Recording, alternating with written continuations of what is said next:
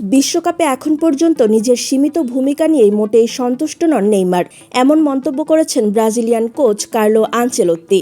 তবে পুরো পরিস্থিতি তিনি বেশ পেশাদারিত্বের সঙ্গে দেখছেন এবং পুরো দলের ওপর এর ইতিবাচক প্রভাব পড়েছে। ব্রাজিলের সমর্থকদের সর্বোচ্চ এই গোলদাতা ক্যারিয়ারের চতুর্থ বিশ্বকাপে এখন পর্যন্ত মাত্র এক ম্যাচে বদলি হিসেবে খেলতে নেমেছিলেন।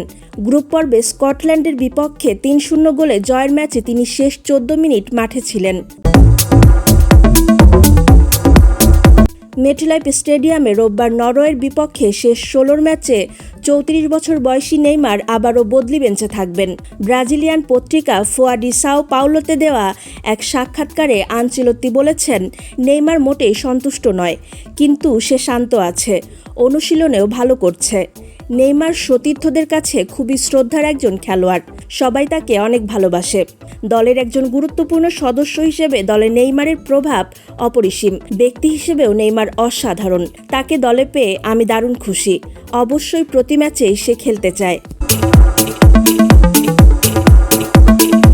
ডান পায়ের কাফ পেশিতে ইনজুরি নিয়ে টুর্নামেন্টে খেলতে এসেছেন নেইমার ইঙ্গিত দিয়েছেন নেইমার এখন পুরো ম্যাচ খেলার জন্য প্রস্তুত।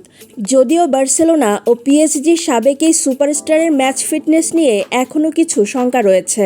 আনচেলোত্তি বলেন, গুরুত্বপূর্ণ হচ্ছে নেইমার খেলার জন্য প্রস্তুত, তবে কেউই জানে না কতক্ষণ সে খেলতে পারবে।